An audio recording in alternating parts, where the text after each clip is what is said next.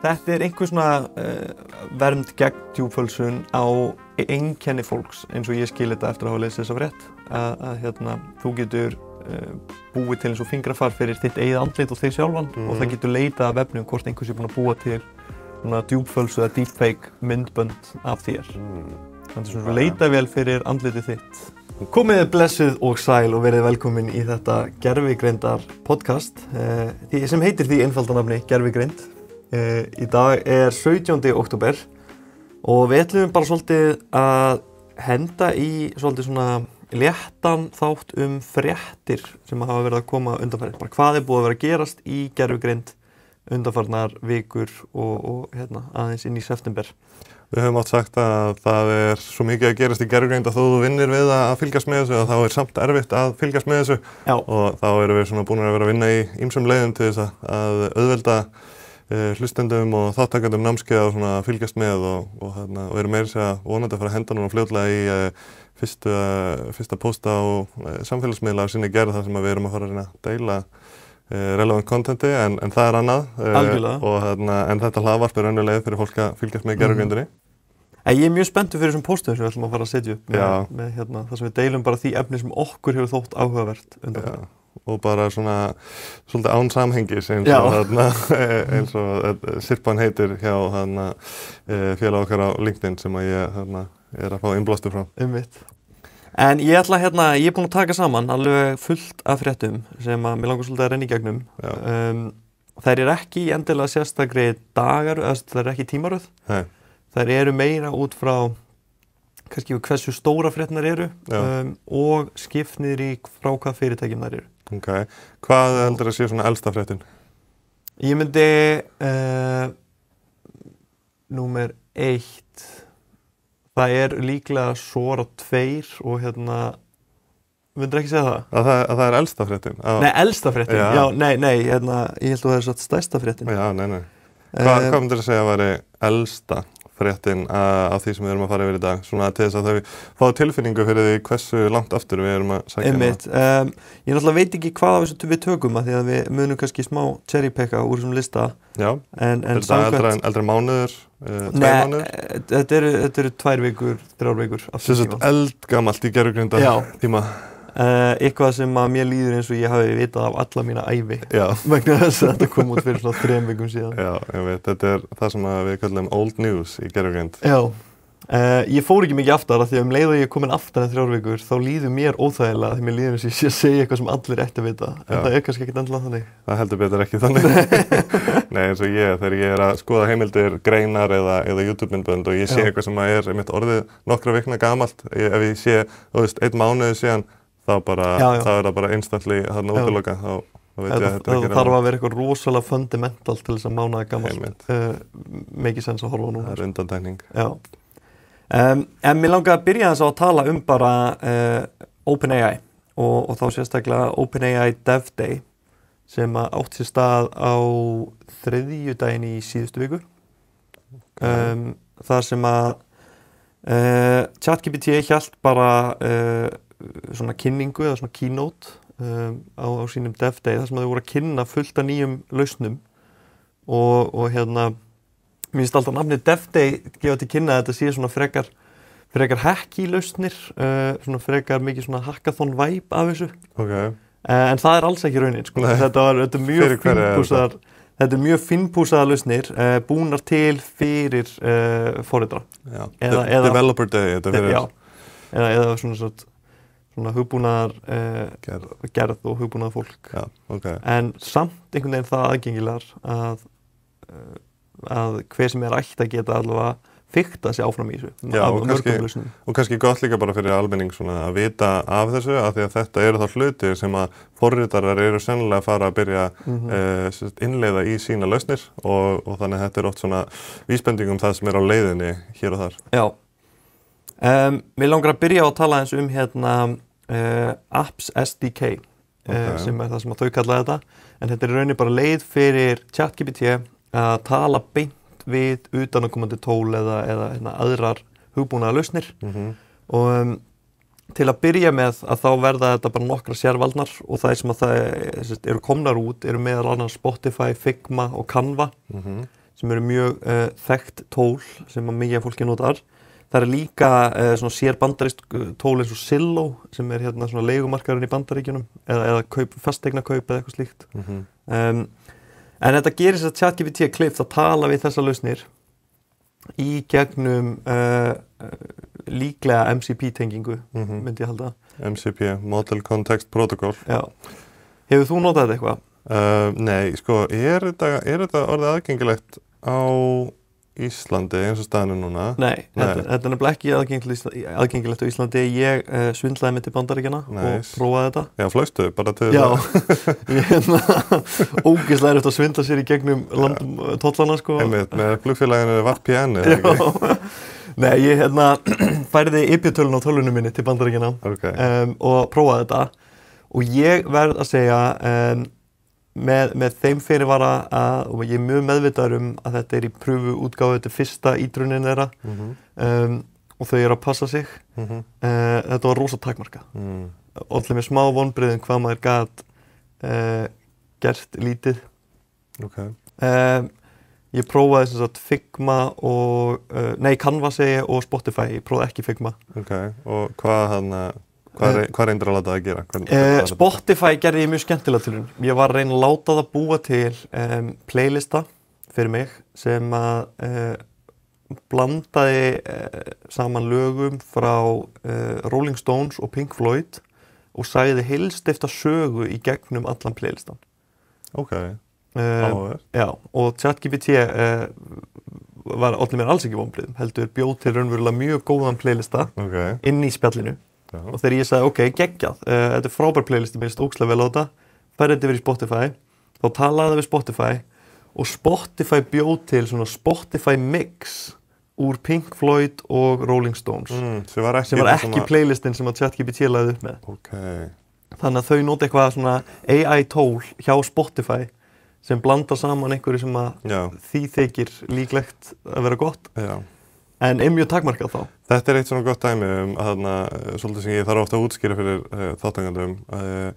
Það að takmarkanir í svona innleggingum hjá ChatGPT eru ofta ekki ChatGPT að kenna, ekki í rauninni gervigreindin að kenna og þau hugsa, gervigreindin svona léleg eða heimsk eða gerir hún svona mistök, þetta ekki það sem ég bað þegar þarna sennilega tólinu að kenna, þessari tengingu eða einhverju Spotify megin að kenna og það bitnar á upplifun notandans, en notandinn fær ekkert að sjá hverju gangi bak við tjöldin, hann fær bara þetta einfalda notaviðmót sem virkar ekki og getur svona einhvern veginn ekki kennt neina og mér finnst hafa gengið mjög vel á framhaldsnámskeiðinu að brjóta niður nákvæmlega hvaða þættir eru að spila saman þú veist, hvað líkanið og hvað eru tengingar og eitthvað svoleiðis og til þess að skilja betur hvaðan vandamál getur verið að koma fyrir þátttakendur sem að koma þangað. Mér finnst fátt skemmtilegra heldur en að vera á framhaldsnámskeiðinu svona meira satisfying, hvað maður að segja, en að vera á framhaldsnámskeiðinu, vera búin að útskýra fyrir fólki öll skrefin, hvernig gervigreind verður til, hvaða hlutir geta farið úrskeiðis og fólk segir, þetta virkar ekki alveg hjá mér núna og ég segi, já, þetta gæti verið þetta eða þetta og þau raunverulega skilja hvað ég á við. Já, af því að við erum svo vanir að þurfa að segja það er flókið að útskýra af hverju og við þurftum að taka svo langan tíma til þess að brjóta niður konseptin að það hefur ekki verið praktískt að ræða þessu hluti fyrir en á framhaldsnámskeiðinu. En sko, eitt samt með þessi upp og nú er ég búinn að pæla aðeins í þessu í svona sögulegu samhengi ChatGPT að það mér finnst eins og þetta sé svona, þriðja eða fjórða útfærslan af plugins sem að komu fyrir, ætlaði sé ekki að verða 2 ár síðan eða eitthvað. Plugins komu held á undan GPTs og þau á þeim tíma, og ég var með að heyrði þetta í podcasti núna bara eitt á seinustu 1 eða 2 vikum, að þá voru að tala vandamálið sem plugins voru, að líkönin þá voru ömurlega að nota tól og þú gast í mestalagi bara verið með 3 plugins eða eitthvað kveikt í einu af því að líkönin voru svo gjörna að feila leið að það var komið eitthvað meira af svona plugin leiðbeiningum og svo eftir plugins fannst mér þegar þeir tóku þau alveg út að þá var komið í staðinn bara GPTs með actions sem að í rauninni var önnur API-tenging þegar plugins og actions eru bæði bara API-tengingar og svo virðist þetta nýja, þessi upp vera líka API-tenging nema með nýjum protokoll að nota MCP í staðinn fyrir hvað sem þið voru að nota áður. Já. Þau eru mikið að skipta og ég held að þetta sé náttúrulega bara afleiðing af því að það eru allir meðvitaðir að á endanum eigi gervigreindin að geta auðveldlega að tala við tóliðin. Já. En það eru bara ekki allir sammála hvernig þeir eru að komast þangað. Nei, einmitt. Og þetta mér finnst eins og þetta sé allavega stórt skref í áttina þessari agent-framtíð sem að þeir eru að stefna á, að gera þessum erindrekum kleift að fara og framkvæma fyrir þína hönd og gera það auðveldar fyrir erindrekana að stjórna ytri tólum og svoleiðis. Já. Fyndið á nefnir þetta því að svo sko nýlega bara innan með þessa tímaraman sem ég setti mér á síðustu 3 vikum þá hefur Cloudflare sem er bara eitt stærsta tæknifyrirtæki heims komið út með grein sem að segir að MCP sé ekki endilega málið. Ok, og hvað eru rökin? Þau að tala að því að MCP í rauninni bara staðall, bara þannig að hlustendur skilji hvað að tala að MCP í rauninni staðall fyrir gervigmyndir til að tala við tól. Já. Þannig að ef allir nota sama staðalinn og eitt fyrirtæki þjálfar gervigmyndina sína í að nota þennan staðall, þá getur hún notað í rauninni öll tól sem að nota þennan sama staðall. Já, svona sniðmát. Og ef þú lærir að nota sniðmátið, að þá sama hvaða tól þú situr inn í sniðmátið, það ætti líka að vera svona nokkuð fært í að nota það. Einmitt. Nema hvað að Cloudflare færi þarna rök fyrir því að TypeScript sem að allavega í topp 3 vinsælustu forritunartungumál í heimi, ef ekki bara 1 eða 2, að það getur búið til mjög einfaldar útgáfur af APIs eða öpum fyrir tól að tala saman og að svona gervigreindartól styðja TypeScript bara út úr kassanum að það til svo mikið að TypeScript kóða í heiminum.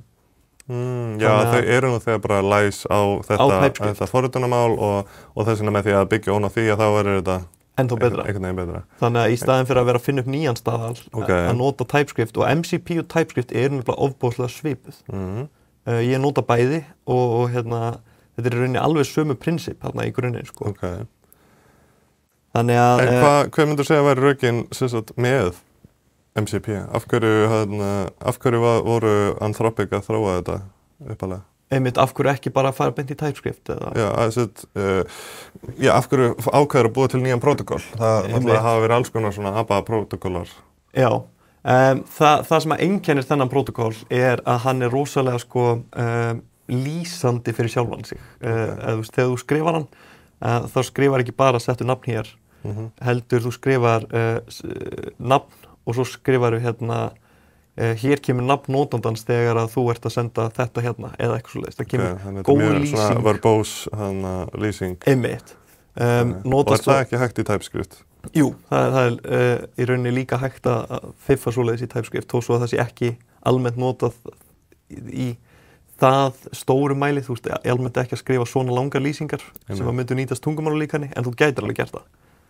Þannig að það er kannski bara að Claude hafi yfirsést að Já, en ein pæling, TypeScript ekki aðeins opnara?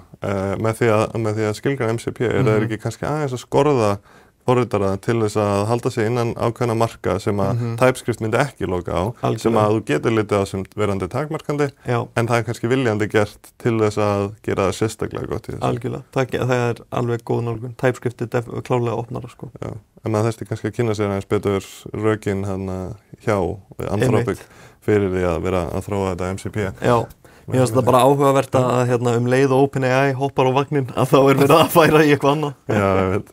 Þau fá ekki breyk. Annað sem að koma út á DevDay hjá OpenAI, það eru AgentKit og ChatKit. Já, mjög spennandi. Mér finnst sérstaklega einmitt AgentKit að líta vel út, en ég hef ekki ennþá prófað þetta. Nei, ég hef prófað þetta aðeins.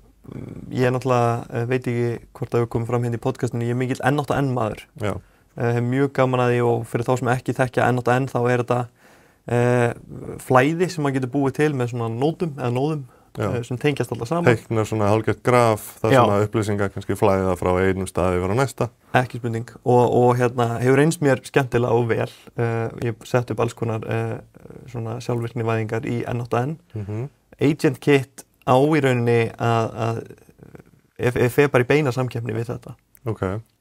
Býr til svona flæði sem að byggja að mestu þá á gervigreind á tungumálulíkunum.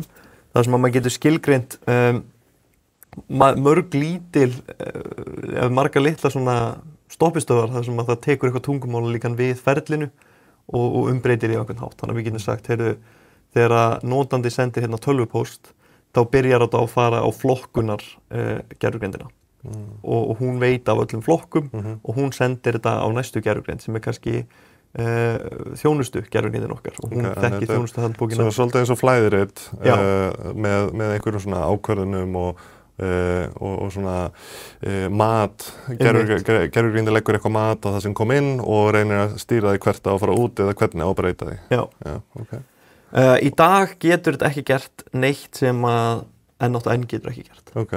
Ég heyrði eitthvað fullyrða, ég horfði á eitthvað svona samanburð hana.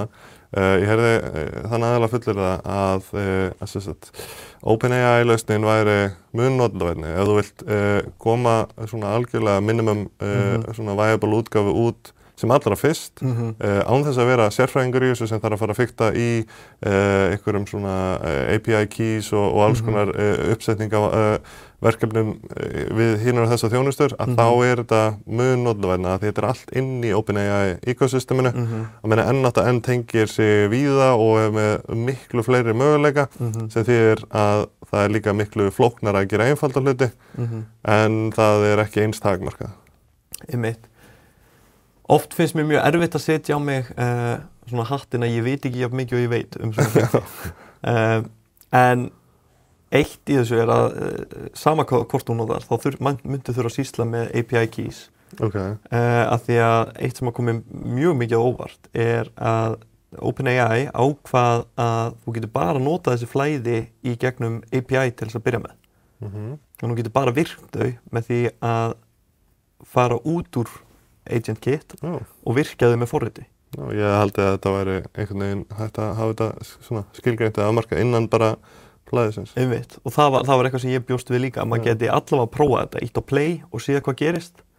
En meira til þess að testa þetta, þá þarfst að fara út fyrir og senda API requestu. En segðu mig, hvaða fyrir þá sem eru ekki endilega forritarar, hvaða tækifæri opnar þetta nýja Agent Toolkit á? Hvað þetta að gera með því sem við gátum kannski ekki áður gert bara með ChatGPT? Þú getur búið til sérhæfðari lausnir fyrir sjálfan þig eða aðra. Eitt sem mér dettur í hug eitt sem við vitum að frekar takmarkað við ChatGPT, það þýðingar á lengra máli. Já, þetta ef með löngskjöl að vill tíða þau. Eitt sem að mögulega opnast þarna, og ég hef ekki prófað þetta sjálfur en ég veit ekki hvort að þetta gæti gengið eða ekki, það væri að búa til eitthvað flæði sem splittar skjalinu upp, sendir það á þýðingar gervigreind og í litlum bútum og skellir í svo saman. Kannski væri ekkert consistency á milli. En eitt sem ég sá fyrir mér var að geta búið til svona svolítið workflow í þeim skilningi að segjum svo að ég sé alltaf að taka við umsóknum og ég þarf að fara í gegnum ákveðið prósess við að vinna úr þessum umsóknum.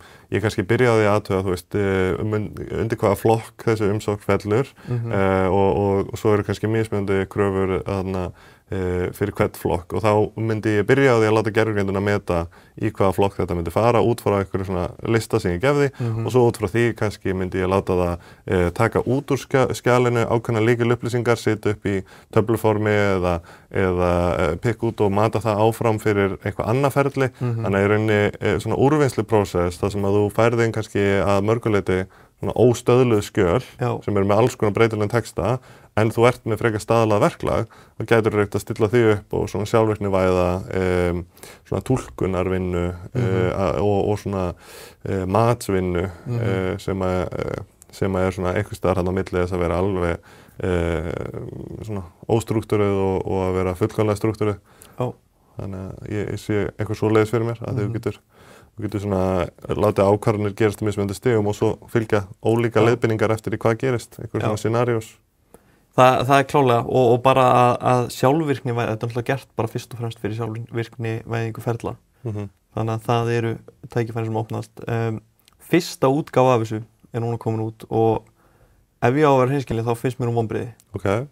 Að því leyti bara hún svo takmörkuð og þetta í rauninni bara þú ert með rosalega fáar nótur þarna inni og þær eru bara inntak og svo bara getur sett eins marga litlar gervigreindir þú getur eða þú vilt og einhver svona ef þetta þá þetta flæði þarna á milli. Okay. Hvað myndir þú vilja sjá gerast öðruvísi til þess að opna henni tækifæri? Myndir þú bara vilja að þetta væri meira eins og N8N? Já, í rauninni. Ég meina þau eru bara búið til N8N nema takmarka það. Ok, ég allavega heyrði annað take sem var bara svona að þeir væri ekki að fara í beina samkeppni, heldur væri svolítið að miða á annan markhóp. Þetta væri N8N fyrir non-developers og væri kannski viljandi þar með að setja takmarkanir af því að þau vilja að þetta sé auðvelt að nota fyrir einhverja en ekki loka lausnin fyrir aðra því að það nú þegar til slík lausn og með því að hafa þetta allt inn í OpenAI ekosysteminu að þá svona gætu þeir boðið upp á auðveldara integration heldur en sem þeir kannski ekki að gera eins vel að þau gætu með þarna API-lykilinn en einhver síður að þá ég hef svona smá trú á þessu ef maður gefið þeim það að þetta geti verið fyrir annan markhóp heldur en þig af því að N8N sennilega mun meira stílað á fólk eins og þig. Já, algjörlega. Og þá þyrftu þau náttúrulega bara að laga þetta með hversu auðvelt að setja þetta upp. Af því að í dag þannig að þú þarft að kunna smá í forritun til þess að geta byrjað einu svona að nota þetta. Þannig að samt einhvern veginn vonbrigði. Kannski síðasta sem ég ætlaði að tala með DevDay og það eitthvað sem ég hef ekki séð mikið notað ennþá, það ChatKit. Þetta var AgentKit sem við erum að tala um. Okay. ChatKit í rauninni bara að setja ChatGPT á vefinn. Nei, býtu. Það tala svona eins og að geta sett GPT beint á vefsíðuna hérna. Já, að þú getur embeddað ChatGPT inn á vefsíðu og búið til sérfræðing í þínum. Veistu hversu oft ég hef verið spurður hvort að þetta sé hægt. Við erum að hjálpa fólki að búið til GPTs og svo alltaf, og hvernig sittir þetta svo á vefsíðuna? Þannig ég bara, það krefst aðkomu margra sérfræðinga og ekki búið núna. Já. En en það að verða í boði. Erum við að fara að þurfa að lengja framhaldsnámskeið með Agent Toolkit og þessu ChatKit? Það stefnir í það. Það verður kannski bara fljótlega 2 daga prógram til þess að covera þetta tvennt líka. Algjörlega. En ChatKit lofa mjög góðu. Það hins vegar ekki inn í ChatGPT, þetta ennþá inn í OpenAI plattformum þeirra. Okay. Þannig að maður þarf að fara inn í svona bakendan hjá áskriftinni sinni og stilla þetta þar. Ekki á notendavæna svæðinu heldur svona svæði fyrir forritara. Já, okay. Þetta ennþá þar en hins vegar bara notendavænasta svona upplifunin sem ég hef séð hingað til. Vá, það er ótrúlega spennandi. Já, ég held að þetta sé að opna mjög marga möguleika. Og ótrúlega mörg ömuleg chatbots og ótrúlega mörgum F-síðum. En þetta svo klárlega bara ChatGPT að svara kallinu hvernig getum við sett á vefsíðuna. Já, sko, ef við hefum verið spurðið svona oft út í þetta, þá get ég lofað þér að OpenAI með svona 1 milljón tickets hjá sér. Já, bara hvernig get ég copy-pastað. Ok, áhugavert. Þá komum við að mögulega mest juicy, allavega spicy frétt síðustu vikna. En það að Sam Altman hefur gefið út að þau eru að skoða möguleikan á því að bæta við 18+ eða fullorðins útgáfu af ChatGPT. Já, svona opna á gerð á erotísku efni eins og hann sagði í tweeti. Já. Þetta náttúrulega eitthvað sem hefur verið hægt hjá xAI. Já. Hans Elon Musk lengi. Hvað heitir hún? Annie eða svona? Ekki þykjast þess að þú veitir ekki nákvæmlega hvað hún heitir. Hvað heitir hún? Já, eitthvað svona heitir hún. Hún heitir, Kristján, getur þú fundið hvað anime-stelpan hans Elon Musk heitir? Anna, held ég. Ég held að Kristján sem á Speed-dial. En þar getur þú talað við þessa svona anime-stelpu og fengið svör. Eitt sem að mér hefur fundist fyndið að það Annie. Annie, já. Eitt sem að mér hefur þótt fyndið að það allir að tala við sömu stelpu Já. Mér finnst það eitthvað óþægilegt. Kærastan okkar. Já. Að ég haldi það væri svo auðvelt, sko, jafnvel þú sé með alveg sama persónuleika að þú mátt bara velja nafn, skilurðu. Já, nafn og kannski að einhver leiti breyta útliti og einhver svona hlutum sem að gera örlítið meira, já. En ChatGPT vill fara á þessar slóðir. Ég ætlaði að fara að gera svona anime-gælur sem þú tala við, eða? Sko, þeir hafa ekki gefið út og þeir alltaf gefa anime-stelpur sem þú tala við. En þau eru að opna á þennan 18+ möguleika. Eina sem þau hafa gefið út. Sko, setningin sem ég er búin að heyra þau notaða nokkrum sinnum að þau ætla bara að leyfa fullorðnu fólki að vera fullorðnu fólki. Það er að segja að vera ekki að reyna að svona impósa sín vestrænu gildi og það sem að þeim finnst vera rétt á aðra ef það er ekki, þú veist, mjög skýrt ólöglegt eða bannað á einhvern hátt og bara leyfa fólki að gera þess að sýnist. En gætu þá bara börn og aðrir sem inn í ChatGPT byrja að gera þetta? Ekki samkvæmt því sem þau segja. Þau ætla að vera með svona takmörkun fyrir fólk undir aldri.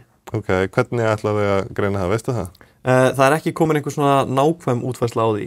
En þeir ætla væntanlega að fá fólk til að staðfesta aldurinn sinn einhvern veginn. Já, og það er tillaga einhvers konar rafræn skilríki sem að þau nefna náttúrulega alltaf rafrænu skilríkin í Bandaríkjunum sem einhvers eðlis og ég hef ekki notað, sko. Ég sé ekki að væri með svoleiðis. Nei, það er eitthvað svona system, sko, og hvort það verði bara svona eins og bankar að þú ert að skanna andlitið þitt og skanna vegabréf eða eitthvað slíkt, sko. En svo er náttúrulega það var nýlega það var samt nýlega frá Discord vandamál með svona identification út af lögum í Bretlandi þar sem að þú veist það var alltaf farin að koma að krafa að fólk væri að auðkenna sig fyrir ýmsar þjónustur og Discord lenti í því að 8-10.000 skilríkjum var lekið á netinu þeir voru hakkaðir og það merkilega var að þeir voru með í skilmálum sínum og sögðu við munum eyða skilríkinu leið og við erum búnir að auðkenna þig. Og það er strangt tekið, samkvæmt því sem þeir segja, ekki rangt, heldur voru þeir með eldra system áður þar sem þeir voru að auðkenna fólk og því systemi var lekið, ekki öllum nýju myndunum. Þannig að þetta leit rosalega illa út fyrir það þegar þeir voru nýbyrjaðir að innleiða þetta kerfi. Já, þannig að ég held að margir allan heim séu núna svona aðeins meira á tannum varðandi að gefa skilríki sín á netinu. Þetta er náttúrulega... Farið varlega með gögnin ykkar. Já. Ég ætla að segja, svo náttúrulega Sam Altman, eða Saltman, hann er inn í þessu World fyrirtæki. WorldCoin og já. Sem er búið að setja upp svona auðkenningastöðvar út öll Bandaríkin. Já, er þetta ekki einhvers konar augskannar? Jú, og þú mætir á staðinn. Bara svo world class. Já, hann er að stela því. Já. Björn Leifsson, ætti að fara í samkeppni við Sam Altman. Já, nei, þeir eru búin að setja upp stöðvar út öll Bandaríkin og örugglega víðar. Það sem að fólk getur mætt bara og í einhverjum svona sér tilbúnum augskanna augun sín og staðfest og þú sért þú. Þannig að það er spurning hvort að hann reyni að ýta því eitthvað áfram með svona framtaki, sko. Já, mér skilst að pælingin með þessu auðkenniskerfi hans hafi verið að þegar gervigreinda efni fer að fylla interneti að þá fara að vera mikilvægur að geta vita hvað var gefið út af mannesku og hvað ekki og að það væri svo hægt að nota þetta kerfi hans til þess að setja svona sitt ID á þess að endilega gefa, þú veist, allar upplýsingarna þínar en að búa til eitthvað svona stimpil sem segir þetta var búið til af mannesku og ekki bara einhverju heldur af þessari mannesku. Þannig að á þínum X aðgangi þá myndirðu geta staðfest þetta sér raunverulega manneska, þetta sér þú og með hverjum posti getur jafnvel staðfest að hafi komið frá þér. Já. Sem er svona sniðugt konsept ef þú gefur þér einmitt það að sloppification af internetinu sé að eiga sér stað sem að þarna kannski annars við getum talað um. Einmitt. Við erum klárlega að fara í það, sloppification. Áður við förum í það, langar að segja, eitt sem að mér finnst áhugavert við þessu ákvörðun, sko, fréttamiðlar hafa málað þetta upp eins og þau séu að fara í beina samkeppni við Annie hjá X. að þau allir bara fara að búa til einhvern svona kynlífs-GPT bara sem að þú getur talað við. Bara let's go. Já. Ég hef einhvern veginn skilið það á þeim að það sé ekki það sem er að fara að gera. Nei. Þau séu meira bara svona aðeins að fara að draga úr takmörkunum. Já. Ef þú vilt fara á eitthvað sem hefur hingað til verið grátt eða svart svæði, að þá verður það komið, línan þar búið að færast aðeins aftur. Þannig að ég held þessu ekki að fara í beina samkeppni við... Nei, ég held ekki að þetta sé bara að vera áhersla hjá þeim. Ég held að þetta snúist bara meira að leyfa fullorðnum og taka svolítið hömlurnar af sem eru búin að vera til staðar. Einmitt. Svona, já. En ef þú ætli beina samkeppni þá finnst mér það smá galin ákvörðun, sko, af því að Elon hefur ekki tekist ennþá, sem skrítið, af því að það ætti að vera svo auðvelt, en kannski þetta eitthvað prinsip hjá honum eða eitthvað sem hann að bíða með að gera. En hann hefur hingað til ekki tekjuvætt þennan fítus hjá X. Nei. Og ekki að græða krónu. Það þarf ekki að vera með áskrift til þess að nota þetta?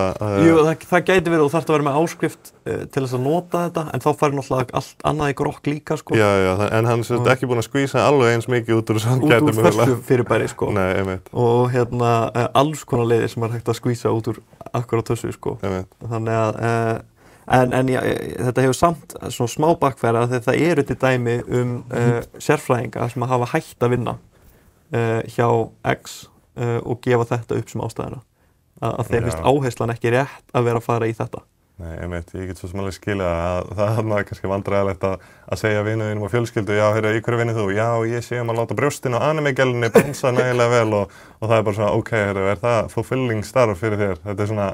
Þú ert búinn að vera að vinna í svona bleeding edge af gervigrindinni, búinn að vera á vinnustað sem er að búa til ein bestu gervigrindalíkun í heimi og svo er það bara, heyrðu, þú átt núna að hanna aðeins minna outfit fyrir anime-gælun okkar. Ekki það, mér líður nú reyndar eins og það gætu verið einhverjir sjálfboðalega tilbúin að hafa þetta verkefni hjá þeim. Þannig að kannski er ekki að pína menn til að vera í þetta. Nei, en talandi sloppification. Ok. Ef við færum okkur aðeins Mjög til í það. Þetta er rosalega heitt umræðefni núna og búið að vera það í svolítið tíma. Já. Og maður skynjar að það er svona að byggja upp svolítið spenna í umræði kringu þetta. Bara ekki spurning. Með alltaf fleiri og fleiri stétta. Já. Er internetið að fara að deyja fljótlega? Já, það er þessar fullyrðingar, internetið er að deyja og sko eftir í hvernig þú mælir það og hvernig þú skilgrina að þá á ýmsa vegu kannski, og ég meina það var kannski líka búið að vera í gangi svolítið lengi. Ég held að þú veist, var ekki talað að í kringum seinustu kosningar í Bandaríkjunum að þá voru bottar þú veist, með áróður frá, þú veist, jafnvel öðrum ríkjum að hafa rosalega áhrif á kosningarnar og þú veist Brexit sömuleiðis. Já, og svo, þú veist, einhverju milljónir eða 100 milljónir fake accounta á Facebook og öðrum miðlum, þú veist, þetta er búið að vera að stefna svolítið í þetta og þetta er búið að vera svolítið svona arms race alltaf. Það er alltaf verið að reyna að búið til meira og meira samfærandi gerfi accounta og svo er núna kannski bara verið að gera það enn auðveldara. Þeir geta hagað sér meira og meira eins og manneskjur og það er erfiðara fyrir fyrirtækin að greina hvað er raunverulegt og ekki. Og svo bara svo var ég að sjá núna fyrir stuttu og ég veit ekki hversu áreiðanlega sem heimild var en samkvæmt einhverju mælikvarða að þá eru nýlega eru við farin yfir þröskuldin að meira en helmingur af greinum sem eru skrifaðar á netinu eru gerðar með gervigreind núna. Já, ég kaupi það svo sannarlega. Og það hefur ekki það er allavega ekki að hægja á þróuninni að OpenAI gaf út 1. október Sora 2. Já, Slop Talk. Sora 2 er gervigrindalíkan sem framleiðir myndbönd, text to video og þetta eru alveg rosalega flott gervigrindamyndbönd sem við erum að fá út úr þessu. Það merkilega og svona hæpið í kringum þessa tækni er að það er alltaf orðið mjög auðvelt að setja sitt eigið andlit eða andlit vina sinna inn í vídeó. Svona cameo heitir það ekki? Já, svona cameo, jú. Það sem að maður getur sett andlit á fólki. Þannig að, já, þau gefa út þetta frábæra myndbandalíkan. Svona stóra fréttin í kringum þetta er samt eins og þú nefnir að þau gefa út Sora appið. Sem á að vera nýr samfélagsmiðill. Já, sem er algjörlega bara gervigreinda content. Já, og hefur fengið viðurnefnið Slop Talk.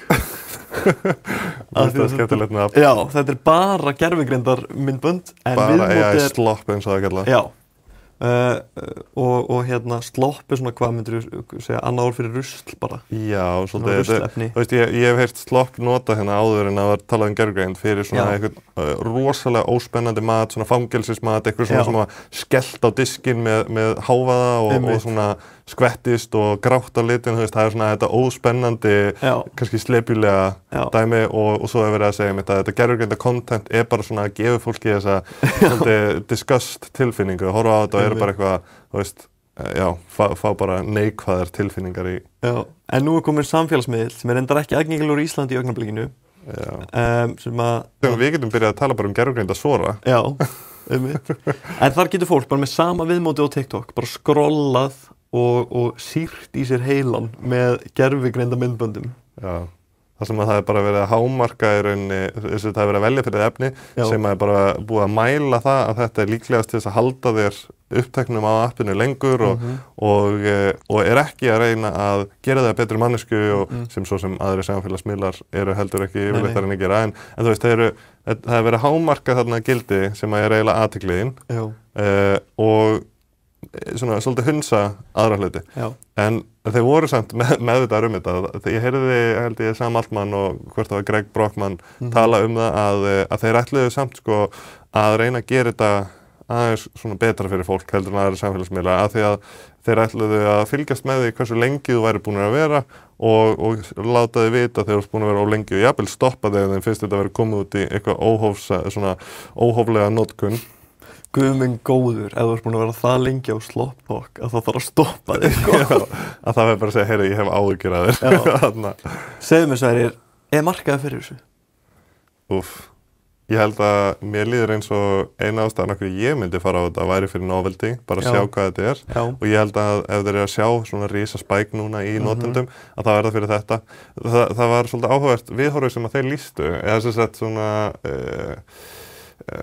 svona sjóninni, eða sýninni sinni gagnvart þessu, að það var að þeir voru búist við að það myndi vera fáir rosalega góðir notendur að búa til content sem að margir aðrir sem sagt hafa áhuga að horfa á. Svona svolítið eins og við sjáum aðra samfélagsmiðla þar sem að það eru nokkrir svona mega creators, þeir sáu fyrir sér eitthvað svipaða og að flestir myndi ekki vera búið til content, en svo eru þeir að sjá allt í hennu að það eru ótrúlega margir að búa til content og kannski ekki content einsni sem hægt að monetæsa sérstaklega vel. Það er að segja að þeir gætu ekki endilega selt athyglinna á þennan hátt eitthvað víða af því að fólk að búa þetta til jafnvel bara fyrir litlar vinagrúppur, bara að senda hei, sjáu þetta, finna myndband af mér og svo bara svolítið hægt að nota þetta. Veist, ég veit ekki svona alveg hvað fólk ætti að vera að sækjast eftir til þess að fara inn á hana miðil nema bara eitthvað flip. Ég vona innilega bara að fólk sé ekki að fara inn á hana miðil til þess að gera eitthvað annað en að flippa, sko. Ég sé ekki hvað þú ættir að gera sem væri heilbrigt sem ekki bara gaman og fyndið. Já, sem að maður spyr sig samt, hvað er það að mörguleiti ekki líka það sem aðri samfélagsmiðlar og náttúrulega þetta orðlíka samfélagsmiðl er svolítið langt frá upphaflegu svona hugmyndinni farið. Þetta er orðið bara svona eins og sjónvarp þar sem að það er bara ákveðið fyrir því hvað þú átt að horfa á. Þetta er ekki kannski línuleg dagskrá, heldur dagskrá samt sem að vera að kjósa fyrir því hvað þú átt að horfa á út frá viðbröðunum, taka svolítið frá því valdið og gefa þér efni eins og, en ég held að við séum sammála allavega að ef það er markað fyrir þetta, þá er það ekki endilega svona heilbrigðasta svona markmiði í huga hana. Einmitt. Og þau með þessu þá eru þau farin að auka falsmyndbönd á netinu, alveg svakalega. Ekki það hafi ekki verið hægt fyrir, en þau eru bara búin að svona rétt stytta leiðina að því að búa þau til. Ég er farin að sjá upp í bæði App Store og netinu sem að hreinsa út svora vassmerkið eða watermarkið sem að gefur til kynna að þetta sé gervigreindamyndband. Sko þeir setja á myndbandið þannig sýnilega svo merkið, en sko mér líður eins og það hljóti að vera eitthvað aðeins lúmskara watermark á þessu sem að myndi leyfa að detekta. Þú veist, það er alls konar leiðir til þess að embedda merki í myndbandinu án þess að gera sýnilegt.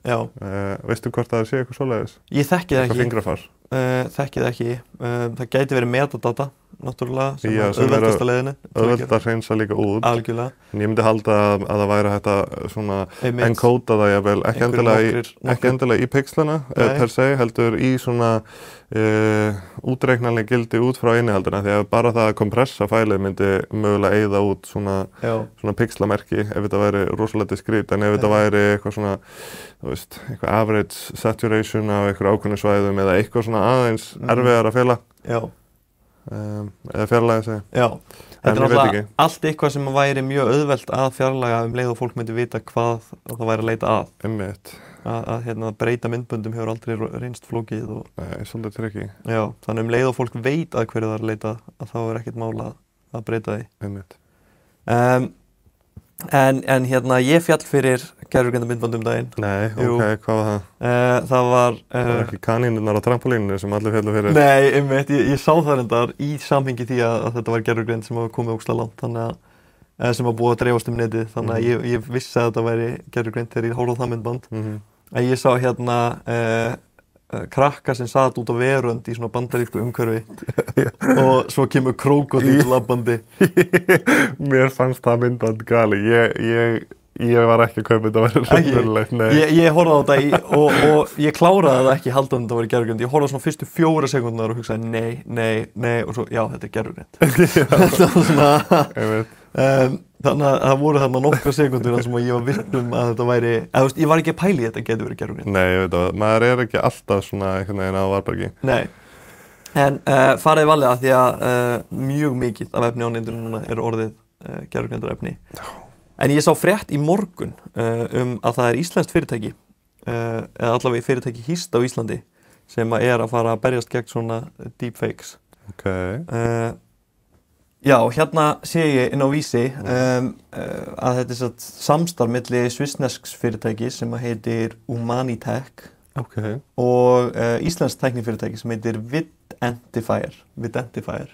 Video Identifier. Já, Videntifier í einu orði. Sniðugt. Já, mjög sniðugt. Þetta er einhver svona vernd gegn djúpfölsun á einkenni fólks, eins og ég skil þetta eftir að hafa lesið þessa frétt, að þú getur búið til eins og fingrafar fyrir þitt eigið andlit og þig sjálfan og það getur leitað af vefnum hvort einhvers er búin að búa til svona djúpfölsu eða deepfake myndbönd af þér. Þannig að svona leitavél fyrir andlitið þitt. Ok, sniðugt. Já, vonandi ekki leitavél fyrir hvað andlit sem er. Nei, það er væntanlega hægt Væntanlega þarf að staðfesta eitthvað. Já. Svo maður getur ekki bara smellt mynda einhvern og bara finnur allt þennan á netinu. Já, þetta svipar aðeins til Incogni, veistu hvað það er? Nei, þekki það ekki. Þeir eru búin að vera að sponsora mjög mörg myndbönd þarna á YouTube. Já. Og þetta er svona rétturinn til þess að láta gleyma þeir þar sem að þeir leita að svona held ég data brokers sem að eru með afrit af gögnunum og fari gegnum langt og leiðilegt prósess sem að þú átt rétt á að fara í gegnum til þess að láta að eyða gögnunum en sjáum það fyrir því og þetta er eitthvað svona áskrift. Við erum ekki sponsaðir af Incogni en þetta hljómar eins og eitthvað sem geti átt vel við þá að hjálpa líka að finna eitthvað sem lítur út svo þú og byggjum að láta eyða því. En maður spyr sig sko hversu uník andlit þurfa að vera og til þess að þetta virki consistently að það er örugglega fullt af fólki út í heimi sem er með mjög svipuð andlit og ef þú átt svona tvífara sem er frægur og í mörgum myndböndum að þá kannski eru rosalega margir sem að myndi halda að þetta væri þú ef að til dæmis ef ég myndi prófa þetta, þá myndi ég örugglega fá Ryan Gosling bara. Já, það er bókað. Og þú veist, ættið þú þá rétt á því að láta taka niður allt Ryan Gosling efni sem er á netinu. Ég hugsa það. Já. Notarðu Google Photos? Já, nei, það var að segja mér eitthvað slæmt. Nei, ekkert slæmt, en ég hugsaði bara þegar Google Photos, það setur myndir í möppu út frá andlitum fólks. Getur gert það automatískt og ég nota það mikið. Ég fæ mjög reglulega þegar ég opna Google Photos, þá fæ ég are these two the same person? Og þá er það búið að finna tvær myndir úr kameraról sem eru yfirleitt er þetta sama manneskjan, bara frá mismunandi sjónarhorni. Og það beðið mig að staðfesta og þá merger þetta 2 albúm saman. En stundum er þetta bara einhver algjörlega random manneskja í bakgrunn sem að þetta heldur að sé þú veist, kærasta mín eða ég sjálfur eða eitthvað. Ég hef oft merkt svona andlit og það virkar ágætlega vel, en svo eru mörg svona false classifications þannig inni líka og mörg eintök af sömu manneskjunni og svona, en ég held að væri að fara að segja mér eitthvað slæmt um Google Photos. Ég nota örugglega Google Photos meira heldur en flestir. Ég með held ég yfir 40.000 myndir inn í Google Photos. Þannig það eins gott að það eru allar komnar á netið. Já. Það var stór leki. Færum okkur aðeins úr OpenAI. Við erum búin að tala um það rosalega lengi núna. Já, skoðum önnur fyrirtæki. Anthropic er búið að gefa út 4,5 Sonnet, nýjasta líkanið þeirra. Sló í rauninni bara öll meti í benchmarks og svoleiðis sko. Eins og yfirleitt gerist þegar það kemur ný kynslóð. Og það er náttúrulega stutt í nokkur önnur releases vitum við eins og frá Google og það er yfirleitt svona að bíða þangað til einhver er búinn að droppa fá sviðsljósi í 10 mínútur og svo droppar inn eitthvað nýtt líkan. En ok. 4-5 Sonnet er kannski ekkert eitthvað mikið frásögu færandi en það er þetta svona intermediate þetta er bara ítrun, já. Þú veist, þetta er ekki 5 Sonnet þetta er ekki stærra. Já, þetta er ekki einhver allsherja uppfærsla, þetta er bara annað skref í sömu átt, örlítið betra. Örlítið betra, besta forritunarlíkanið í dag, samkvæmt öllum benchmarks. Eitt sem er skemmtilegt er að þau tóku erindreka forritið sitt sem heitir Claude Code og þau rebrönduðu það. Það heitir núna Claude Agent SDK. Nei, Jú. Ok, mér finnst Claude Code gott nafn. Já, og það kemur ennþá upp ef þú leitar á Claude Code þá finnur það alveg. En þau settu það í rauninni í annan búning með miklu opnar nafn og í rauninni að segja, heyrðu, notaðu bara Claude Code í hvað sem er. Claude Agent SDK, þú getur notað þetta með tengingu við Notion, þú getur notað þetta við tengingu við í rauninni eitthvað bókhald, þú getur búið til erindreka fyrir hvað sem er með Claude Code.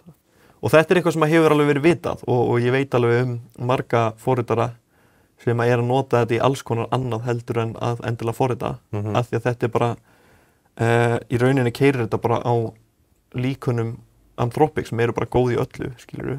Þú veist, þau eru ekkert eitthvað léleg í neinu. Nei. Þannig að það er ekkert sem bannar að nota þetta í eitthvað annað en þau eru bara búin að gefa þessu annan nafn.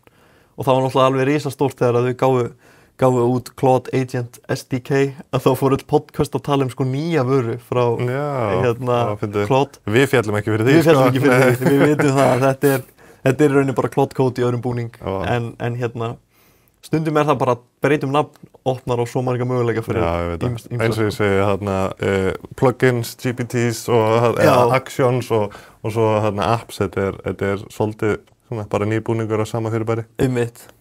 En talandi ný líkun að þá er farið að koma orðrómar og svona smá buzz í samfélaginu Gemini 3. Við erum búin að vera með Gemini 2.5 Pro undanfarna mánuði. Sem er búið að standa sig fáránlega vel í að halda sínu fyrsta sæti á ýmsum mælikvörðum eins og eina af okkar uppáhalds, Simple Bench. En það hefur staðið svolítið aðra uppfærslur síðan þá. Ég veit að GPT-5 meira segja tók ekki fram úr 2.5 Pro á ýmsum mælikvörðum enda átti GPT-5 ekki að endilega að gera það en svo er það að fara að koma með annað áður en það er búið að toppa á sem að ég hef ekki séð gerast í langan tíma ekki nema, þú veist, hjá OpenAI fyrir kannski svona ári síðan þá voru þeir oft 2 skrefum á undan. Já. Þeir eru líka búin að halda fyrsta sætinu sinni í íslensku mjög lengi. Sko, það er kannski smá erfitt að segja það því að þau náttúrulega vinnir okkar hjá Miðeind, þau testa ekki alveg öll líkunin og ég get svo sem skilja það, ég held ekki að þau hafi testað eins og GPT-5 Pro og eitthvað af þeim allavega seinast þegar ég tjekkaði og ég get svo sem skilja það í ýmsum tilfellum að því að þau geta verið rosalega dýr í inference og kannski þetta líkan sem rosalega fári að fara að nota reglulega. Algjörlega. Og ég held einmitt að það sé bara mjög stutt síðan já, to be fair, það er einmitt mjög stutt síðan held ég að 5 Pro datt inn á API hjá OpenAI. Já, það er bara, já, ég held að það hafi verið í þar síðustu viku eða eitthvað, þar sem að það gerist. LM Arena, þú kannast við það? Heldur betur. Það kom tweet frá þeim sem var síðar 1 að Gemini 3 sprengir alla skala þegar kemur að benchmarks. Ok, það verður gaman að sjá hvort það reynist vera eins gott að þeir segja að, að slá út benchmarks eitthvað sem við höfum séð gerast áður og svo veldur það oft vonbrigðum að því að það kannski líkanið hefur verið geimað algjörlega til þess að vinna benchmarks en ekki til þess að vera actually gagnlegt. En Google finnst mér ekki hafa verið mjög sigur þetta með eins og þarna Meta á sínum tíma þegar það gáði út Llama 4 þá voru rosalega mikið að geima þetta. En þetta er rosalega spennandi. Þetta mjög spennandi og það svona, maður svona að finna titring en það ekki komið nein dagsetning frá Gemini ennþá. Þannig að það aldrei að vita hvenær þetta gerist og það nokkrir sem að hafa fengið að prófa þetta eða segjast hafa fengið að prófa þetta og aðrir sem að segjast hafa fengið þetta upp í AB-testi þegar þau hafa verið að nota Gemini 2.5 í Google AI Studio sem svona leikvöllurinn þeirra til þess að prófa ný módel og prófa kvaðningar og ýmislegt. Þau segja að þau hafa verið með stilt á 2.5 Pro og svo hafði allt í einu breyst í Gemini 3 Preview í smá stund til þess að svona AB-testa notkun. Ok, það mjög spennandi. Ég að skoða LM Arena og ég sé mitt að Gemini 2.5 Pro ennþá nummer 1 í allavega text benchmarkinum.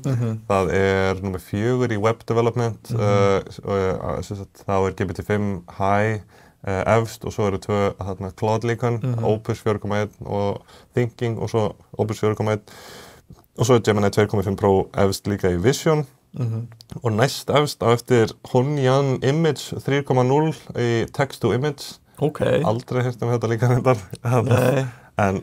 Honyan hefur verið með mjög sterk líkan bæði á myndum og myndböndum. Og væntanlega eins og kemur ekki óvart þá verður skoraðar hæst í image editing. Náttúrulega Nano Banana, skrautlega nefndi vinnur okkar. Og svo þeir í öðru sæti í search sem reyndar svolítið fyndið fyrir Google að vera í öðru sæti með search. En þeir eru á eiginlega toppinum í ótrúlega mörgu og ekki endilega bara Gemini, heldur líka eins og VO3 á toppinum og þannig að þeir eru nú þegar rosalega ofalega eða í efsta sæti og ef þeir að taka ennþá stærra stökk þá svolítið markaðurinn farin að breytast. Af því að OpenAI hafa svo lengi náð að halda sér algjörlega í fyrsta sæti og eru svona, þú veist, undanfarið kannski hálft eða heilt ár búin að vera svona svolítið alltaf að missa því smástund og ná því aftur. En það reyndar, mér langar eiginlega að nefna það að það eru nokkur lykilaðilar hjá OpenAI í podcastum sem ég var að hlusta nýlega og í svona öðrum postum búinir að vera að segja að þeir séu með miklu betri líkan heldur en þeir eru að gefa notendum aðgangar og ég get keypt það að vissu leyti af því að til dæmis var GPT 4.5 það var miklu stærra og betra líkan þannig séð á ýmsa vegu heldur en 4 á sínum tíma en þeir tóku það niður á endanum og takmörkuðu notkun á því og gerði það ógeðslega dýrt af því þetta var svo dýrt fyrir það rekstri þannig að eiga betra líkan ekki endilega erfiði parturinn, en að eiga nógu gott líkan sem líka nógu praktískt fyrir það til þess að keyra getur verið áskorun. Og þeir sem sagt segja að þeir eru með rosalega mikið af tólum, hugmyndum, líkunum og hlutum sem þeir eiga hjá sér, ekki búin að gefa út af því að þeir eru að spara compute. Þeir eru með rosalega mikið af rannsóknarverkefnum sem þeir langar að forgangsraða og vilja ekki taka compute frá innri þróun yfir í product af því að þeir vilja halda forskotinu sínu og þú þarft svo mikið compute til þess þannig að þá skapar það þessa stöðu þar sem að þeir bíða eins lengi og geta með að gefa einhverja vöru út til þess að Já, til þess að spara compute og eins og þetta nýja tól sem datt inn fyrir prófnotendur, mástu hvað það heitir, sem að gefa þér svona fréttabréf á hverju morgni. Nei, ég man ekki hvað það heitir. Nei, en það var dæmi svona compute heavy dæmi sem á að svona skanna í gegnum samtölin mjög reglulega og láta þið vita ef það er eitthvað áhugavert að frétta. Það get ég alveg skilið að það er ágætlega dýrt compute-wise og þess vegna þetta fyrst bara á prófnotendur sem að borga meira og þannig ekki eins mikið tap fyrir þá. En ég allavega spenntur, mig grunar að ef Google fer að taka algjörlega sviðsljósið, að þá neyðist kannski ChatGPT eða OpenAI til þess að svara með einhverju sem þeim langar helst ekki að gefa út strax. Þannig að þetta er svona orðrómur og svona fullyrðingar sem þeir hafa verið að gefa, þar sem að þeir virka rosalega cocky og svona bara góðu með sig þegar kemur að bara eitthvað svona, við vitum alveg að við erum bestir án þess að hafa endilega það besta í öllu, bara af því að þeir geyma það hjá sér. Já. Sem gæti samt líka verið svolítið ígjur og gæti þeir hafa nú alveg verið segir það að hæpa hluti upp og svo þeir ekki eins geggjaðir og fólk bjóst við, en ég allavega spenntur að sjá, þetta lofar allavega spennandi tíma framöndan. Heldur betur og maður hálf vorkennir þeim að þurfa að gefa út hluti í dag. Eins og þegar að ImageGen kom út í mars, það var greinilega allt í steik innan hús hjá þeim á sama tíma því að það var svo mikið af nýjum notendum að það var bara ekki pláss fyrir neitt annað sko. Já, hann tweetaði held ég á þessum tíma, hann Sam Altman, eitthvað, ef einhver getur selt mér GPUs í 100.000 talinu, heyrið í mér og hann sagði helst yfir 100.000 pantanir eingöngu og bara tölvurnar okkar eru hérna bráðuna. Við erum myndið svo miklu álægja því að þetta image generation dot var svo vinsælt hjá þeim og svo hugsaði ég nú að hlutir hafi róast en ég hugsaði að Google hafi upplifað eitthvað samskonar-spæk. Google samt, þeir eiga smá forskot í gerðugreind og í compute. Þeir eru eiginlega unmatched þegar kemur að svona heilda compute sem þeir eiga. Og svo eiga náttúrulega DeepMind sem er rosalega öflug gervigreinda svona rannsóknastofa eða rannsóknateymi deild og sem að vinna á svo mörgum frontum. Þeir eru ekkert bara að fókusa á mállíkön, heldur eru þeir að þróa svo mikið af svona sérstökum lausnum eins og AlphaFold og svona þeir eru ekki eingöngu að betta á að AGI verði mállíkan.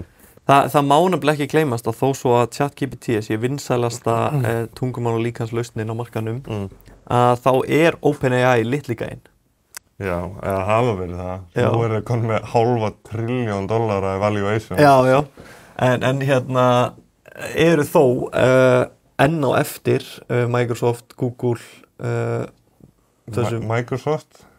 Nei, ég er ekki að segja þessu með verri líkön eða þannig, heldur bara eftir í tekjum. Ekki með sama skala og ekki sömu tekjur. Hinn fyrirtækin náttúrulega eru að fjárfesta út frá rekstrartekjum sem að þið hafa, á meðan OpenAI er að þurfa að selja sig í pörtum til þess að geta keypt margar tölvur og eitthvað svona. Það sem að Google til dæmis býra og Microsoft er enda líka, þó þau hafa ekki verið að þróa sín eigin líkön hingað til, eða þetta ekki allavega í frontier líkön. Það sem Google hefur er að þau eru með Google Cloud sem er þjónusta þar sem að aðrir geta leigt inference frá Google. Þannig að þau eru búin að tekjuvæða inference sitt alla sólarhringinn. Þegar það er lítil notkun á þessu inferenci, þá tappa þau inn á það. Og eru þannig búin að í rauninni tekjuvæða tölvurnar á meðan það eru ekki notkun og nota þessu sjálf þegar þau þurfa þeim að halda. Þannig að það er forskot sem að ChatGPT hefur ekki. Og þetta er óumdeilanlegt forskot. Já, það eru bara eiga svo mikla innviði. Já. Svo er hins vegar Nvidia búið að setja allavega að gera samning $100 billion fjárfestingu í OpenAI á næstu árum. Já, þetta opnar svolítið á umræðina sem hefur núna mjög heit sinni þetta, sem er þar sem að fólk farið að setja rosalega miklar einhvern veginn efasemdir á þessar hringfjárfestingar og svona hræddara en nokkuð tímann áður að gervigreind sé rosaleg búbla. Algjörlega. Og þannig er eitt dæmi sem þú ert að nefna, $100 miljard fjárfesting í rauninni til þess að styrkja OpenAI upp í að kaupa compute af Oracle sem kaupir skjákort af Nvidia sjálfum. Já. Og margir fannir að kalla þetta einhvers konar svona einhverja hringavitleysu. Ég sé það ekki alveg eins svona skýrt sem svona ég gef þér pening, þú gefur Kristjánu pening og Kristján gefur mér pening og til þess að láta það líta út fyrir allir séu með svo mikla tekjur af því að ég sé að nett breytingin sem átti sér stað þarna var að OpenAI gáfu líka hlut í fyrirtækinu á móti og í rauninni var Nvidia þarna að skipta skjákortum fyrir hluti í fyrirtækinu. OpenAI kannski voru að segja ef við fáum ekki compute þá verðum við ekki eins mikils virði. Þannig að við til þess að geta orðið verðmætarfyrirtæki þá gefum við hluta af okkur til þeirra sem geta gefa okkur compute og þannig á óbeinan hátt voru þetta hálfgerð vöruskipti með Oracle sem millilið. Einmitt. Þetta er eitthvað svona sem að þeir sem að gagnrýna þessi viðskiptasambönd minnast sjaldan á en ég held að sé alveg meðvitaður að þetta er svona smá hringavitleysa, peningurinn ferðast frá aðla A til B, frá B til C og C til A. En það eru allir meðvitaður eða mér líður eins og flestir séu meðvitaður að þetta sé fyrsta lagi nauðsynlegt en líka allir séu meðvitaður að þetta lætur tekjur líta út fyrir að vera hærri heldur en þær eru. Vissulega. En sko, ef að þeir hefðu, það er samt ekki eins og þeir hefðu getað sett bara hvaða tölu á þetta sem er. Ef þeir hefðu sagt að þetta væri $500 miljard og látið það ganga hringinn, að þá væntanlega hefði það, ef þeir hefðu segjum alltaf að fá 10% í OpenAI fyrir þetta, að þá hefði það gefið skin valuation sem væri mun hærra hjá OpenAI og væri þannig að verðleggja OpenAI mun hærra og það er svona, þannig að þetta er ekki alveg arbitrary tala sem ég gefa. Þeir eru að segja, ok, við teljum að svona mörg skjákort séu verði svona mikið í fyrirtækinu og við erum hérna með verðmat á fyrirtækinu, jafnvel frá einhverjum öðrum sem búin að vera fjármagn ykkur nýlega. Þannig að það varstu með þarna eitthvað til þess að einhverja þetta og þetta er ekki bara einhverja tölur sem þeir eru að nota, en jú, vissulega að pumpar þetta upp tölurnar. Algjörlega. Einmitt. Og það er einmitt nýbúið að verðmeta fyrirtækið á $500 miljardar bandaríkjadollara. Það sem að mikið af starfsfólki seldi hlutabréf, þó ekki stórt hlutfall af starfsfólki, heldur fyrir mikinn penning. Og það var selt hlutabréf fyrir 6,6 miljardar.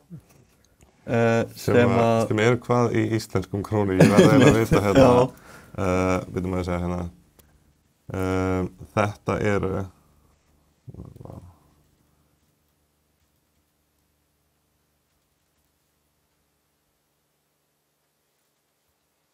þetta eru, hvað, 800 milljarðir króna? Já, það passar. 800 milljarðir sem að starfsfólk OpenAI seldi hlutabréf fyrir.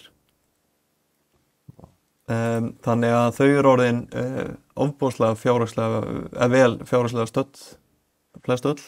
Nei, sorry, ekki 800. Jú, það passar. Jú, þetta er punkturinn ekki koma. Já. Já, ok, 800 milljarðir. Já, en þetta er talið að gæti svona sporna við þessari herferð Mark Zuckerberg að sækja fólk til OpenAI að þau séu orðið nógu fjárhagslega stödd til þess að geta nógu vel fjárhagslega stödd til þess að geta bara setið þarna og unnið í sínum verkefnum sem að þeim finnst almennt gaman að vinna. Nógu ríkur þannig að peningar geti ekki lengur keypt þig. Já. Ég heyrði að þetta hefði verið líka smá vandamál hjá Nvidia á sínu tíma. Það var erfitt að gefa fjárhagslega svona incentives út af því að þeir voru búin að gera alla starfsmennina sína svo ógeðslega ríka nú þegar. Já. Að til þess að halda þeim og halda áfram að skapa svona mikið virði, að þá voru annarkvæmst fjárhæðirnar orðnar bara fáránlegar eða þeir segja bara, hey, ég bara tilbúin að hætta að vinna af því að þau voru komin með þannig peninga. Þetta hinn hliðin á peningnum sko, að leið og þú gerir starfsmenn það ríka að þau geta bara farið á eftirlaun 30, þá eru bara helmingurum mun gera það sko. Þannig að þú verður að passa þig á því. Eitt enn varandi svona businessin, finance-liðin á þessu. Á sama tíma á Nvidia að setja svakalegt fjármagn í ChatGPT sem að þau munur reyndar fá margfalt tilbaka ef að verkefni gengur upp.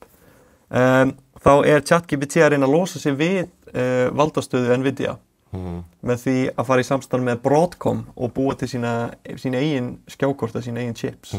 Ekki bara Broadcom, svo gerði líka díl við AMD upp á held ég $6 miljardir og svo Broadcom voru $10 miljardir, en í báðum tilfellum held ég þetta hafi verið 10 gigavatt virði af compute, þeir eru farin að mæla þetta með þessari ótrúlega einingu, en mér langar að setja 10 gigavatt af compute í samhengi. Við erum að tala að 10 gigavatt eru, og fyrir þá sem að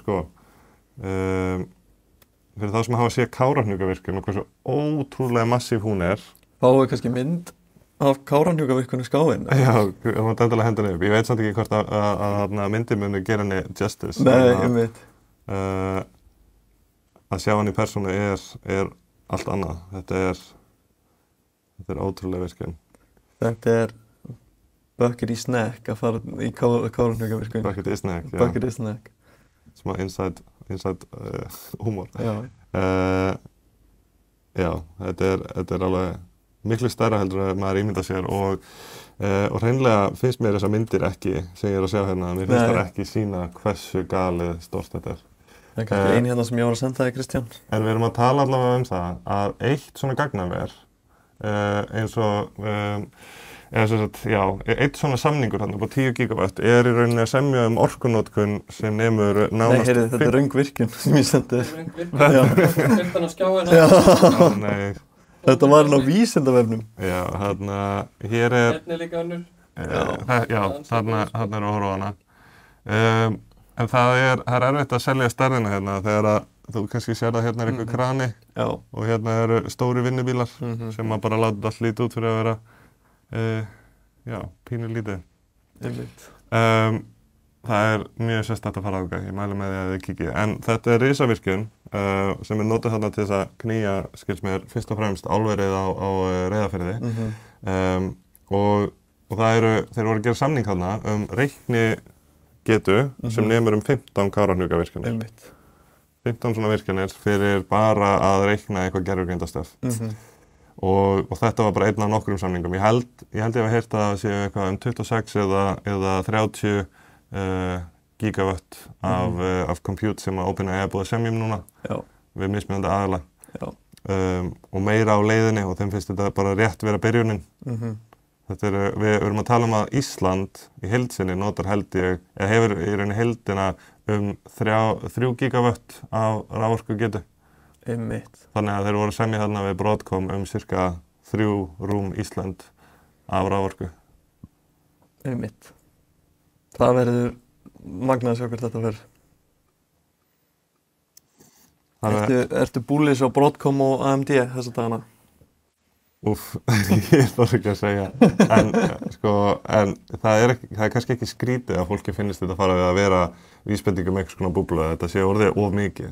Að fólk sé að pæla, tekjur, tekjur, bara þarna OpenAI eru held ég $13 miljardir, en svo verið að kasta þarna $100 miljardir aftur og aftur bara líka við í þetta og svo jafnvel samkeppnisaðili líka að fjárfesta einhverjum upphæðum og þetta fyrir mörgum meikar ekki sens og ég get skilið það að miklu leyti.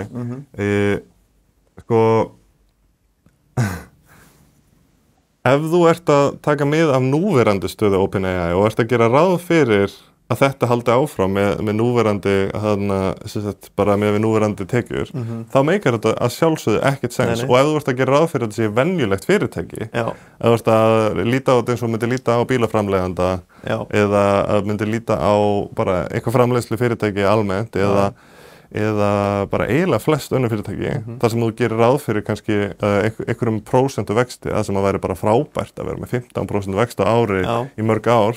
Ef þú ert að líta á þetta svoleiðis, þá meikar þetta ekkert sens.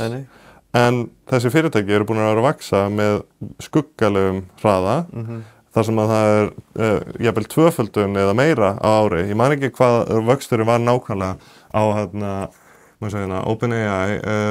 Þeir eru með það bil, þeir eru að vaxa cirka 320% á ári. Já. Annað sem mikilvægt að horfa á í þessu alltaf við erum sammála það að tekjurnar verði gríðarlegar ef þeim tekst að búa til besta spunagreinda líkan í heimi og verðmætið sem þetta að skapa gríðarlegt. Gagnsemin í þessu mikil. Já. Cashflow módelið hræðilegt. Það að segja að áskriftarlegin eins og núna. Hvernig peningur streymir í gegnum fyrirtækið. Að það besta cashflow sem þú getur fengið greiðsla fyrirfram.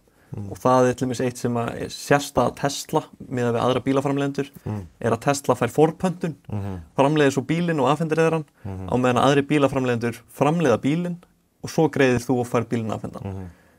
ChatGPT þarf að eyða gríðarlegum pening í infrastruktúr til þess einu sinni að geta byrjað að búa til vöruna sína. Þeir eru að betta rosalega miklu fyrirfram og treysta á að tekjurnar komi svo. Já, þegar þau eru búin að þjálfa líkanið sem kostar sjúklega mikið pening, búin að borga og þá launakostnaður líka gríðarlegur þannig á sama tíma. Þá fyrst eru þau að betta á það að líkanið verði nógu gott til þess að opna fleiri tækifæri og geta þá fengið inn fleiri viðskiptavinni sem að borga þá vonandi meiri pening. En samt til þess að svara þessari spurningu AI búbla í gangi eða ekki, þá þarna nokkrar staðreyndir sem gott að nota til að setja þetta í samhengi, sem eins og að Nvidia virði meira heldur en allur lyfjageirinn samanlagður. Og svo var ég að fletta upp sjálfur, núna verið stuttu, að Tesla, sem líka að einhverju leyti inn í þessari AI-búblu náttúrulega einn stærsti AI-framleiðandi heimi í gegnum sjálfkeyrandi bíluna sína og svo tengingin við XAI og svona. En Tesla líka stundum litið á það sem svona álíka mikla búblu í gangi þar. Tesla virði meira heldur en held ég einhverju næstu 20 bílaframleiðendur þar á eftir. Já. En framleiða samt ekki nærri því eins mikla bíla og bara Toyota. Já. Þannig að það svona, ef þú ert bara að verðmeta Tesla út frá bílaframleiðslu og sölu, þá myndi þetta ekki make sense. En ef þú ert að líta á þetta sem fyrirtæki með potential fyrir miklu meira og ert að veðja þarna á framtíðamöguleika, þá kannski. En svo spyr maður sig hvort að, hlutabréfaverðið sé líka bara að einhverju leyti búið að missa tengslu raunveruleikann og endurspegli frekar bara áhuga almennings. Ég vil vera með í þessari bylgju og ég vil ekki missa af þessu. Þetta sé orðið drifið svolítið að FOMO og svona og það sé ekki endilega að fylgja þessum hefðbundnu hlutabréfamunstrum. Og ég held að mörguleyti gæti svipa verið í gangi með gervigreindina og að verðlagi á þessum fyrirtækjum og þessar tekjur og fjárfestingar og allt það make ekki sens í hefðbundnum skilningi. En það verið að betta á einhverja rosalega framtíð, einhvern ótrúlega vöxt og mikla óvissu hvað þarna framtíð beri skauta sér og þess vegna rosalega erfitt að segja til hvort að þetta sé jafnvel of ódýrt. Það að segja, að því að ef ákveðin sviðsmynd reynist vera sönn það sem framöndan, að þá væri alveg hægt að færa rök fyrir að þetta væri ekki nóg átt. En svo eru fullt af sviðsmyndum, sennilega miklu fleiri sviðsmyndir, þar sem að þessi draumur rætist ekki og það myndi þá sennilega vera eftir á að kalla búbla. Já. Ef að AI myndi platóa núna, hætta að verða betra, þá hugsa ég að hlutabréfaverðin í þessum geira myndi hrynja svoleiðis að það kemur kreppa í Bandaríkjunum. Ég held það, ég hef heyrt sama og ég held að það sé bara ekki spurning. það eins og ekkert sem bendir til að við séum eitthvað hægt í bili, sko. Nei, það allavega margt sem að bendir til þess að vöxturinn sé ennþá going strong og en reynda má segja að það sé margir með hagsmuni að gæta í því að láta fólk halda það. Akkurat. Líka. Það gæti verið ummerki góða búblu. Já, þannig að þetta er erfið staða og það er enginn sem veit nákvæmlega hvað mun gerast og margar spennandi sviðsmyndir. AI búbla? Já og nei. Já, kannski. Já, það er bara bæði. Það er búbla en hún gæti alveg staðið undir sér. En eins og öll hlutabréf í heiminum að þá mun einn daginn koma tímabil þar sem að AI fer niður í smástund. Hversu harkalega og hversu lengi, það veit maður ekki. Við erum að missa herbergið eftir nokkra mínútur. Stúdíóið. Við erum að missa stúdíóið okkar eftir nokkra mínútur. Eigum við að fara að slúta þessu? Ég held það. Þetta er bara búið að vera mjög gott. Góður þáttur. Heyrumst einn daginn.